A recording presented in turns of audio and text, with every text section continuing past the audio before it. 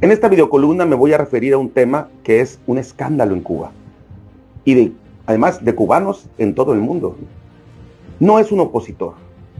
Del que voy a hablar no es un disidente, es un Castro. Es Sandro Castro, el nieto de Fidel Castro. Y aunque desde hace mucho es noticia, su reciente entrevista a NBC sonó más fuerte que la pasada de marzo en CNN, a pesar de que dijo cosas muy similares, si no es que lo mismo. Sandro Castro no nos da una noticia buena para los cubanos, nos da una grieta histórica, y eso hay que verlo de esa manera.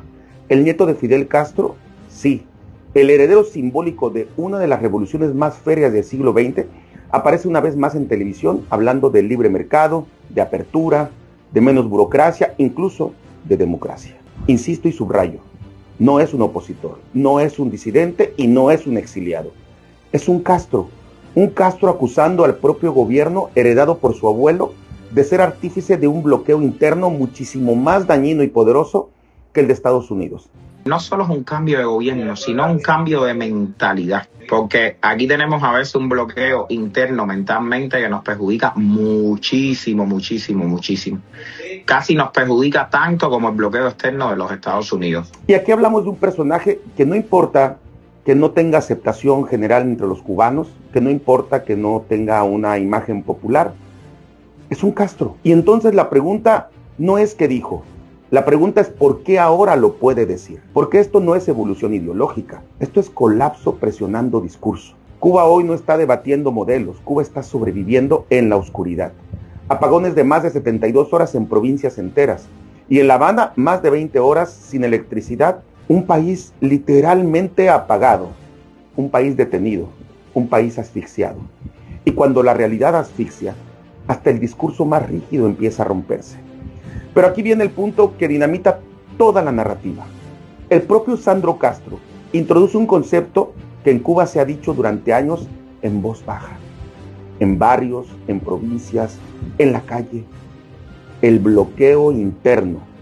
Sí, no el embargo de Estados Unidos, no el enemigo externo, no el imperialismo yanqui, el bloqueo interno. O sea, el sistema bloqueando a su propia gente, el aparato de Estado ahogando la productividad, el control frenando cualquier posibilidad de desarrollo real de su propia gente, de los propios cubanos. Y esto no lo está diciendo un opositor, lo está diciendo un Castro, Sandro Castro. No solo es un cambio de gobierno, sino un cambio de mentalidad, porque aquí tenemos a veces un bloqueo interno mentalmente que nos perjudica muchísimo. Casi nos perjudica tanto como el bloqueo externo de los Estados Unidos. Eso rompe décadas de relato oficial, eso fractura el discurso histórico del régimen, porque si el problema es interno, entonces el responsable también lo es. Pero mientras se habla de apertura, la realidad ejecuta lo contrario. Esta misma semana, en pleno siglo XXI, cubanos fueron arrestados en La Habana y deportados a sus provincias de origen. Sí, deportados, dentro de su propio país, como si Cuba fuera un mapa de zonas prohibidas, como si moverte dentro de tu propia nación fuera un privilegio y no un derecho. No pueden salir libremente de Cuba y ahora tampoco pueden moverse libremente dentro de ella. Esto ya había acontecido en épocas pasadas, pero eran otros tiempos. Que acontezca ahora y con la circunstancia actual, eso sí es grave.